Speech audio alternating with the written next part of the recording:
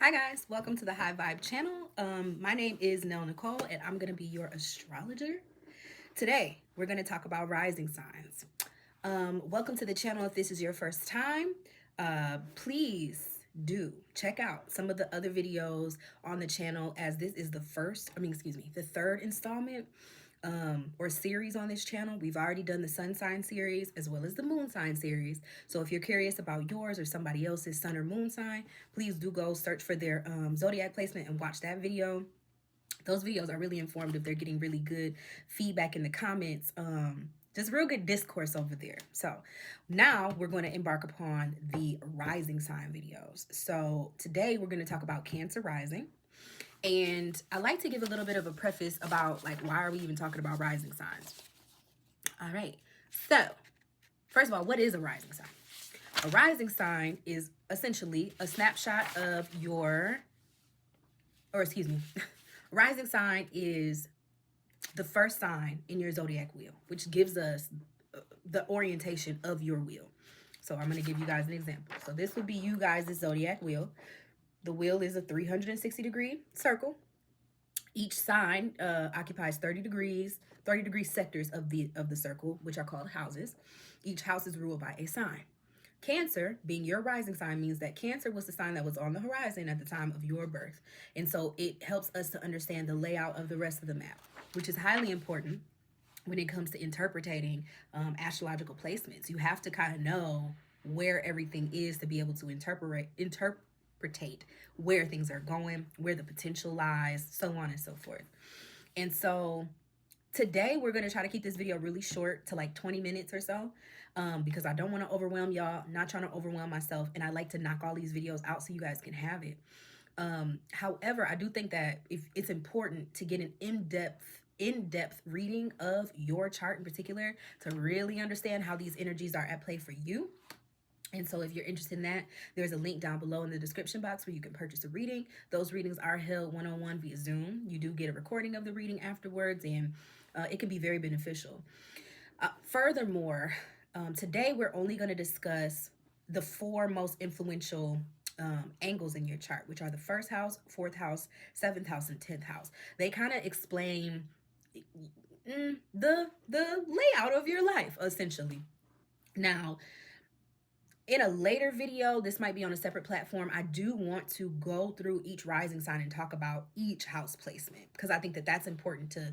Oh, shit. My bag just fell. Scared the fuck out of me. Scared the shit out of me.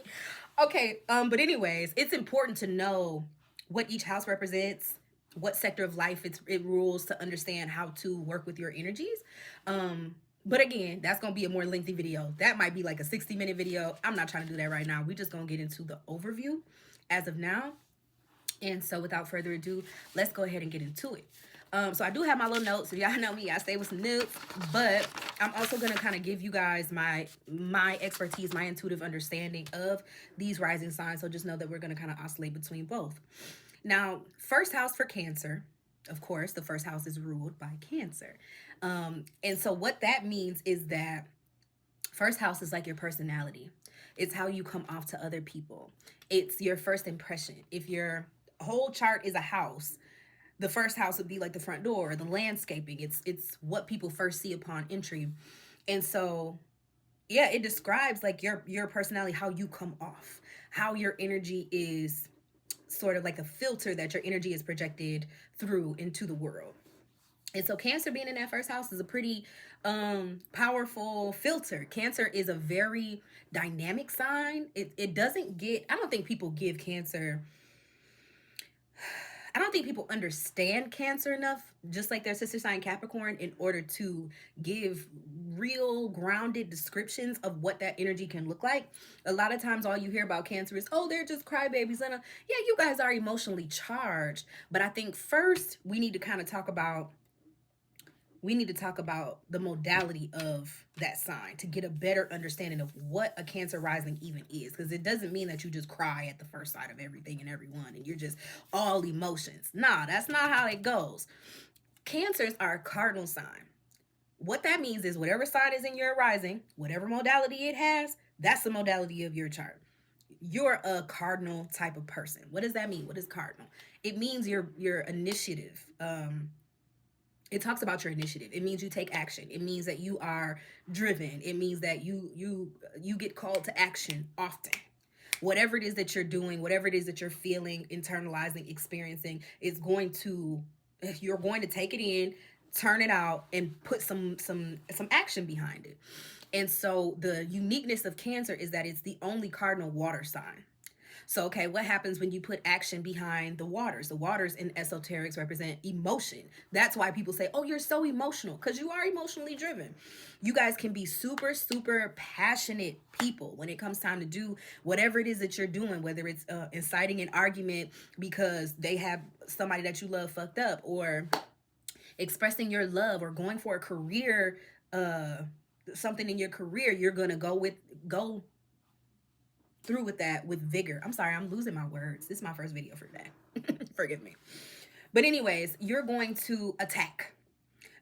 When I think of Cancer, I think they can either be your greatest asset or the most vicious enemy. I think 50 Cent. Okay? Like somebody that can, which I do this. I give little anecdotes. If you're old enough and you remember the 50 Cent versus my little lighting.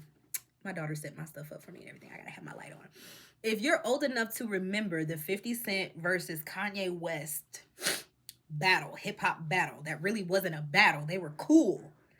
But we bought into that because we believed that 50 was savage enough, and Kanye too, that Pisces energy, the Pisces Gemini, to be for real about battling somebody and like, oh, I'm the best, like, you know, a lot of people were like, he is committing suicide. He is not getting ready to be Kanye. But because they both had a level of confidence about what they were doing, Kanye might have had the notoriety. Kanye might have come from the more established crew. Kanye might have had the more poetic flow. Like, you know what I mean? The more hip hop flow. So people are like, how is 50 Cent going to go up against him? Full vigor. Straight heart. That's how. Who is this? Not sure. Okay. But I say that to say, you know, these people do wear their heart on their sleeves. They absolutely do. That doesn't mean that they're going to be foolish about it. Now, a smart Cancer rising can very well utilize whatever feelings they're sitting on, process it through their heart and their mind space, and create action plans that are very strategic, intact. In fact, I think of Cancer as the crab. It's the crab, right? The crab is one of the only animals on planet Earth that has an exoskeleton. That means that their bones are on the outside. The softness is on the inside. That is by design. I believe in the Most High, and I believe that he did that on purpose. But that really does describe the nature of the crab. It's like, it's very strategic in its being, in its placement. What is the strategy? The strategy is, as they're going about doing their duties and accomplishing their tasks, taking care of themselves, building a home. A lot of what we know of crabs is that they burrow a home for themselves so that they can be safe. They bury themselves for a period of time. As the water is washing up, they're safe in there. They're not being bothered until they're ready to come back out. Very Cancerian. But it's all a strategy. And even though that soft meat is in there, I love that soft meat, that crab. We might go get a crab boil later. Even though that soft meat is in there, the strategy comes in. You know, I am soft, but I will fuck you up. Okay, the Cancer is vicious when it needs to be. So don't get it twisted. Don't let people put you into that sad ass box. Yeah, everybody has emotions. When you process yours, you tend to go inward. That is a trait of yours. However, don't let them punk you. Don't let them have you thinking you weak out here because you don't like to experience your emotions in front of people. And then don't let them underestimate you, because I know, like you know, that you can get really vicious. It can get tricky in this motherfucker. Okay. Moving forward, the personality is also, like, for those that you are more fond of, it can be very nurturing, super empathetic. They make some of the best friends, especially when they have other placements that are like, I'm not gonna hold you, not in water.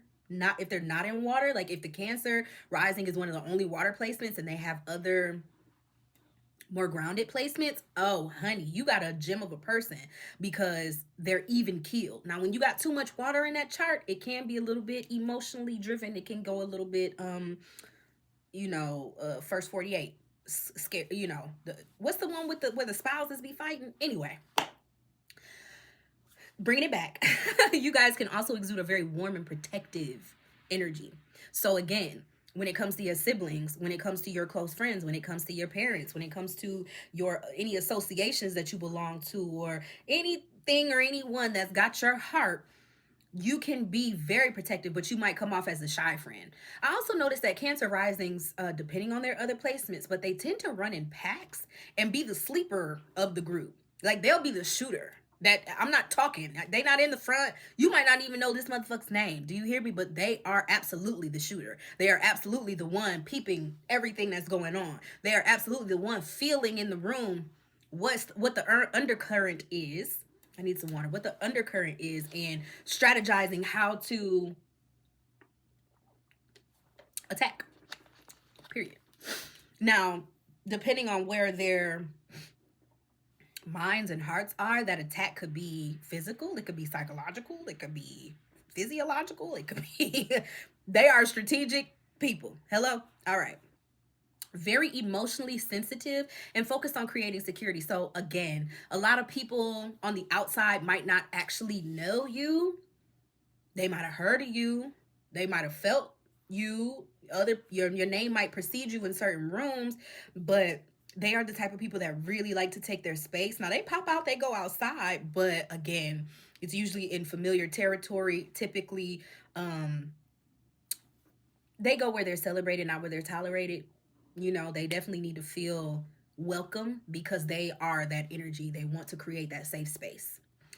All right, fourth house talks about home life. It talks about your psychology. It talks about how you were raised, how that affects how your mind works, the foundation of your mind, and how you utilize that psychological vantage point moving forward in your life, right? So it's how you parent yourself, how you parent your children, how you parent others, how your home life works, how your mind works when you're all alone by yourself. And the fourth house for you guys is in Libra. Libra, the next cardinal sign in the queue, is a very sweet placement. And again, this kind of talks to the need for security because fourth house can also represent early childhood home and current home life. It's just home life in general. And so you guys need ultimate balance in your home life. Y'all have to have a home that feels beautiful, that looks beautiful, and it doesn't mean to everyone else, it just means to you. Something that feels warm, fuzzy, feels intimate. Okay? You need a home that feels like the softest pillow on earth, so that when the people that you love are experiencing whatever, or you're experiencing whatever, you can go into that sanctuary and really have some self-talk or have some really intimate one-on-one talk with a person where you can just let it all lay out. Think and this is for Taurus risings as well, but like very plush and comfortable textiles, art pieces on the wall. A lot of times their furniture tends to be, I don't want to say art, but it's like functional art. It's like the art of homemaking is what's coming up right now. I don't know. It could be different for everyone, but these are people that have a lot of sentimental value attached to their possessions, and they need that harmony in the home life. And so my notes that I've written, early home life often revolved around creating harmony and balance. So you are very much the doors are shut type of person. Like, especially when you're going through any emotional upheaval, girl, bye. You might as well consider yourself you have dissipated from the outside world. You are only going to go do what you're obligated to do, and you can't wait to get your ass back home. Mediating family dynamics, the need for safety, it translates into the need for harmony in the home life. If everybody's, because you understand people have emotions, you want people to be their full selves because you're going to be your full self at all times. And that's where that space for intimacy is really important within the home life. But within that, you might be the mediator. You might be the one that's super interested in human psychology. And again, that comes with that one-on-one talk. Like, I'm hearing talk therapy sessions. Like, you are the one in your life that people come to for advice because they trust how your mind can balance out very complicated dynamics and create harmony out of those dynamics while still allowing people to be their truest selves and to act out on what it is that they need to act out on, but of no harm or foul to others. Yeah, so your family might have emphasized fairness or partnership, which I've noticed that a lot of Cancer risings that I know that have siblings, they can't wait to get out of the house because they need that regulation. Like if you have that one person in your family that's just like, oh, it's always something with this bitch, like you might not fuck with them that much, because if they can't produce harmony or safety for you, they could bring out your combative side. However, they love their families. They just understand their innate need for space. And there is going to be, access to your home will be invite only type shit. All right. Seventh house would talk about your relationships. Okay. So this is not only how you are in relationships, it's the energy you exude, but it's also the energy that you call into relationships. It's the energy that you attract in relationships. And what I always tell people is there's low vibrational versions of each sign, there's high vibrational versions of each sign. You've got to do your best to be the high vibrational version so that you can attract the high vibrational version of your opposite, right? Because opposites do attract. However, where's yours? Yours is in Capricorn. Okay, so we're getting into it. That Capricorn energy, the Capricorn Cancer axis is one of the most fascinating to me because these two signs are like the mother and father of the zodiac. They don't look like they share very much in common to begin with. They look like literally complete polar opposites, which yes they are, but y'all got to understand within opposition there's sameness. If we're talking about hot and cold, we're talking about temperature. If we're talking about skinny and fat, we're talking about size. You get what I'm saying? And so we're talking about safety and security with these two. But it just exhibits itself in such different ways that it would be like, what the hell? But it's the balance between masculine and feminine. And I think that a lot of us are stumped. We've been dealing with that since the dawn of humanity, and we still don't understand why men are from Mars and women are from Venus and how that shit goes together. So I say all that to say, because of your need for security, this is where that you want your partner to have some of those Capricornian traits, because it's going to help you fill in the areas that you don't have access to and help provide you that security on a different level. So Cancers are very much about physical security. They're not always the best at it. I don't think that they are. I think that, and this comes from a homebody, but burrowing yourself in your home is not always the best way to go about healing or protecting or healing yourself. It can be a pretty good means of protection, but then it can turn bad, like real fast. It can turn into like, is everything okay? Wellness check, what I'm saying, needed at this address, because what the fuck's going on with you? You don't like to talk about it or tell people or go outside a lot of times when you're feeling however you're feeling. And so this little curl is really pissing me off. Can y'all tell? This is such a Cancer thing. Like, oh, I just need it to be perfect. I need it to look how I want it to look. I'm going to do something about it. It's affecting my emotions. Anyways, it's aggravating me. But anyways, so you're attracted to really stable and ambitious people because they can provide that level of physical security for you. Emotional security is something they're going to have to learn from you. Period. Capricorns are not the best at providing emotional safety because they're more focused on amassing the capital in order to provide shelter and food and reputation and giving you that societal security. Whereas Cancer is more so worried about your internal. How is your heart doing? How are you feeling? Oh, your friend pissed you off? You want me to go slap the fuck out of him? Like, would that make you feel better if I catch a case about you? And so the reliability of the partner is also like a mental, emotional reliability, where Cancers are not so easily, Capricorns are not so easily shaken. So that's twofold. Not only do you want to attract a partner that's like that, but you want to absorb some of those traits. You want to vibrate at such a high level that you don't rest so much on the emotionally charged part of your chart, and that you can balance it with the practical part of your chart so that you have the best of both worlds. Because it's all right to be validated in your emotions. It's also all right to not get so swept up in them. But it'll be bad if you just never acknowledge them, or if you just always go go for the jugular based off of how you feel, because emotions are fleeting. Things can change in the blink of an eye, right? I gotta take these off. Anyways, so, and you may struggle with partners who prioritize work over emotional connection because you value that emotional connection first and foremost.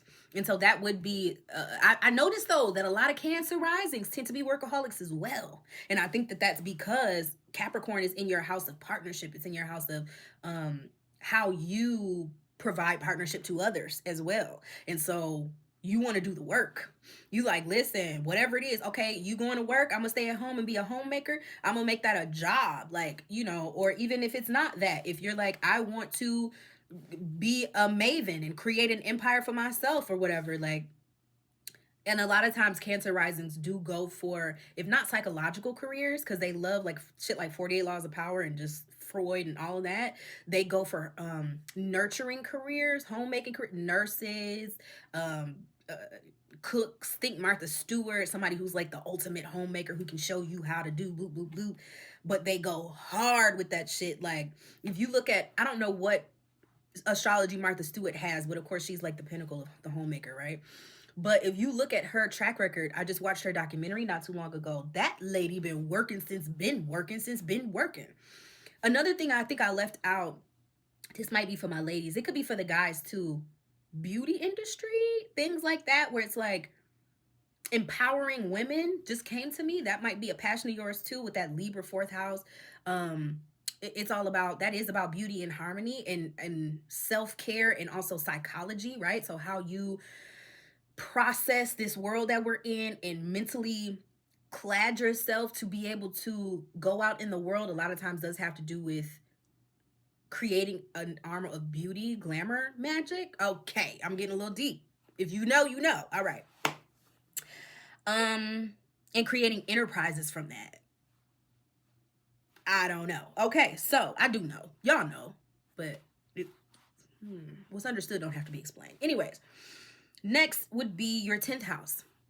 All right, so we talked about your personality, your home life, your relationship life, and now we're going to talk about your career, your reputation. 10th house being in Aries. Again, y'all are, I love the zodiac. I just love how it's set up. It just makes so much sense. Kudos to those people who pioneered this shit. Like, kudos to God for giving us this. Kudos to you. But yeah, so Aries being at the 10th house. I talked to y'all about, well, first house is like how people see you. Fourth house is people that only really know you, that get invited behind the curtain, behind the veil. 7th house is how others might see you on a one-on-one basis, you know, when they're trying to work with you and negotiate with you. 10th house is how the world sees you. And so we're going to go back to that Cancer where I told y'all can be perceived as a little bit vicious. Y'all can be perceived as a little bit rowdy even. Like, y'all are with the smoke. Y'all are not getting ready to mince words. If it's gotta be that, I'm getting out the room and I'm gonna go create my own room. They not gonna really be alone for too long, because even when they're alone, they have a pack. All right, now let's take it back to this Aries. Aries to me is the ultimate leader of the, well, I don't want to say the ultimate. It's the leader of the zodiac. It's the first one.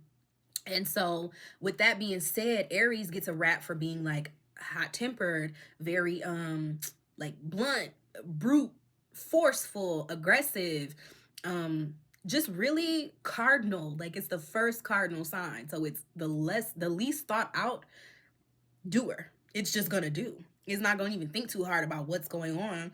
We're gonna hit first, ask questions later, my love. So the way that you're perceived in society, within your reputation, within your professional life, has that undertone. Now, it can go a few ways, but I say that to say you guys can really be moguls, mavens, pioneers, the first to do it, at the front lines, laying it all on the line. And a lot of people are going to love you for that. They're going to revel in your bravery. You're going to set an example for people to live out loud, to not be ashamed or afraid of their knee-jerk reactions, or of, yeah, it's like you're going to take all of that which you learned in your 4th house in the psychology, and that you've talked about and thought about, and talk to your closest people. You might have talked to your therapist about it, and then you're going to embody it, and it's shooting straight up to the top of your chart. So it's like, all right, I'm equipped. I've already done my psychology, my therapy, and now I'm ready to act. So these people tend to be either, if they're under evolved, a little bit destructive, you know, but always for a good cause, or at least in their mind for a good cause. But if it's at its highest vibration, you can be master CEO. You can be the first in your industry to do a thing. You can be the one that's rounding up the troops in order to advocate for a particular minority group or what have you. Like, y'all can get a lot done. It does always come with that air of destruction though. So like, you know, we can use our powers for good or for evil. So as long as you've done the work on yourself and you've taken the time to create a society for yourself that helps you see you, that helps you regulate, that helps you transform your pain into power, that's what your chart is all about. Okay, so super exciting. I love this reading. Sorry for the slow start, y'all. It's my first video of the day, but you know, it is what it is. And oh, I want to give you these notes too. I'm sorry. So I said you're seen as a courageous and determined leader, publicly admired for your ability to advocate, and may have a reputation for being fiery and reactive in professional settings, which can be seen as a downside, but also can be seen as very heroic, depending on the time and the place. You know what I'm saying? So I love you guys for sticking here with me. I did go 5 minutes over on your video, but you know, it's all good or whatever. Again, if you would like a personal reading, check the link down below to go ahead and schedule the Zoom reading with, or the Zoom meeting with me. And as always, please like this video, comment down below, because I want to hear what you guys thought of my brief breakdown, and then share it with anybody that you think might be interested. Please go watch the rising sign video of your significant other, your children, your parents, your coworkers. You know what I'm saying? If you're trying to figure people out, this is really the way to get like a snapshot of like, what are you all about? What is your energy all about? And I just appreciate you guys for being here with me. Until next time, have I about. Dose.